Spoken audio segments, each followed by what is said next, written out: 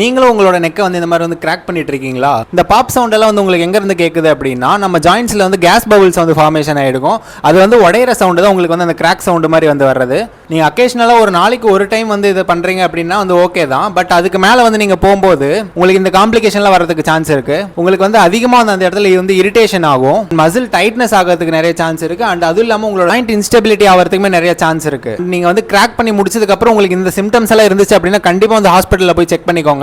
In case உங்களுக்கு pain இருக்கு, dizziness இருக்கு, நம்னஸ் இருக்கு, இல்ல ஹெட் பெயின் இருக்கு அப்படின்னா கண்டிப்பா போய் டாக்டர் கிட்ட ஒரு கன்சல்டேஷன் பண்ணிக்கோங்க. நீங்க இது பண்றதுக்கு பதில் வேற என்ன பண்ணலாம்னு சொல்லி பாத்தீங்கன்னா, சின் டக்ஸ் வந்து அதிகமா வந்து பண்ணுங்க. ஒரு 10x3 செட்ஸ் வந்து போட்டுக்கோங்க. அண்ட் நெக்ஸ்ட் ஸ்ட்ரெச்சஸ் வந்து ஆட் பண்ணிக்கோங்க. ட்ரபீசியஸ், அப்பர் ட்ரபீசியஸ் வந்து ஸ்ட்ரெச் பண்ணுங்க, நெக்கை ஸ்ட்ரெச் பண்ணுங்க. இந்த மாதிரியான ஆக்டிவிட்டிஸ்லாம் வந்து ஆட் பண்ணிக்கோங்க. அண்ட் ஒரே இடத்துல வந்து ரொம்ப நேரம் உட்காந்து இருக்கிறத வந்து அவாய்ட் பண்ணிக்கோங்க. வீடியோ கண்டிப்பா உங்களுக்கு ஹெல்ப்ஃபுல்லா இருக்கும்னு நினைக்கிறேன். ஹெல்ப்ஃபுல்லா இருக்கு அப்படின்னு நினைச்சீங்கன்னா நம்ம சேனலை ஒரு சப்ஸ்கிரைப் பண்ணிட்டு ஃபாலோ பண்ணி லைக் பண்ணிக்கோங்க. தேங்க்யூ.